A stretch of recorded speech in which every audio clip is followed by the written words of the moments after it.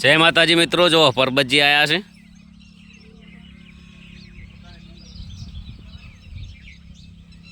તો એ રેજ છે, 2 દાડે 3 દાડે આવી જાય છે. રીંગણ હવે ઉલી જશે, આશા આવ્યા છે.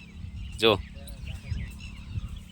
ખેતર ના તૂટે એના માટે વરસાદનો બહુ વધારે વરસાદ થાય તો એના માટે નળ નાખવાનું ચાલુ છે. જો પોતે અર્જુનજી કોમ કરી રહ્યા છે. બોલો પરબતજી. જય માતાજી.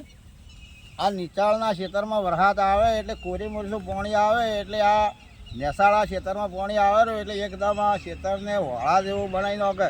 પણ જો ખેડૂત હોશિયાર હોય અને વરસાદ પડે ત્યારે પાવડો લઈને આવી જાય અને નળ ગોઠવી નાખે, મહેનત કરે, આ તો ખેતર બગડી ના જાય, ખાતર ના ફેલ જાય, નળમાં થઈને પાણી નીકળી જાય. બરાબર? એટલે એટલી ઘણા ખેડૂતો હોશિયાર હોય એ ખેડૂતનું ખેતર ધોરાય ને કે વળા બની જાય. જો જય માતાજી મિત્રો, આ બધા રીંગણ વાયેલા છે.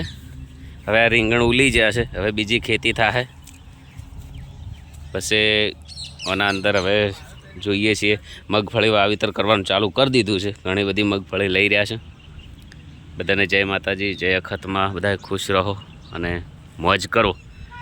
વિડીયો બધા આગળ શેર કરજો. પરબતજીની ચેનલ છે, એમને આજે 2-3 દિવસમાં મોનેટાઈઝ થઈ જાય. મોનેટાઈઝ થઈ જાય એટલે એ મોનતા મોનેલી છે, માતાએ દર્શન કરવા આવશે. અને આપણું માતાજીનું મંદિર છે, ખૂબ શ્રદ્ધાળુ લોકો બહુ આવતા હોય છે, બહુ મોનતા કરતા હોય છે અને ઘણાના બધાના કોમ થતા હોય છે. માતાજી બહુ હાજરા હાજર છે. ઘણાના લોકો જોખણા કરવા આવતા હોય છે, હાકર બારોબાર ઘણા બધા લોકો જોખતા હોય છે. અને પરબતજી પણ હવે સલાલ છે હારી. જો બોલો પરબતજી. મિત્રો જુઓ, આ લીમડો છે પણ કડવો છે. જેટલો કડવો છે ને એટલો બહુ મીઠો છે. ડૉક્ટરની દવા ના કામ કરે એટલો આ લીમડો કામ કરે. એમનો કહેવાનો મતલબ એ છે કે લીમડાનું દાંતણ કોલગેટ કરતાં 100 ગણું સારું હોય છે.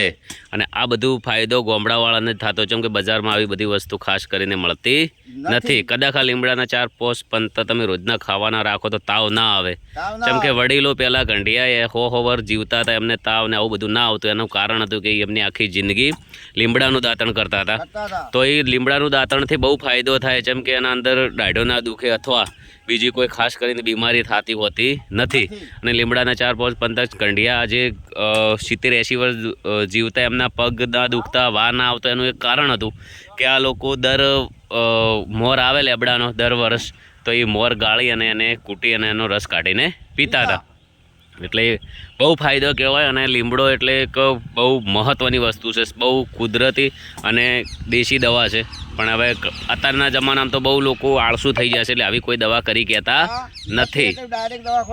હા, એટલે દવાઓ કરાવવી પડતી. પણ જો કદાચ કાળજી રાખો અને આવી દવા ખુદ કરતા રહો, ચલો કે 4 પોસ 15 લીમડાના ખાતા રહો તો શરીર માટે બહુ સારું હોય છે. ચલો જય માતાજી, જય અખતમાં. વિડીયો આગળ શેર કરજો. જય માતાજી.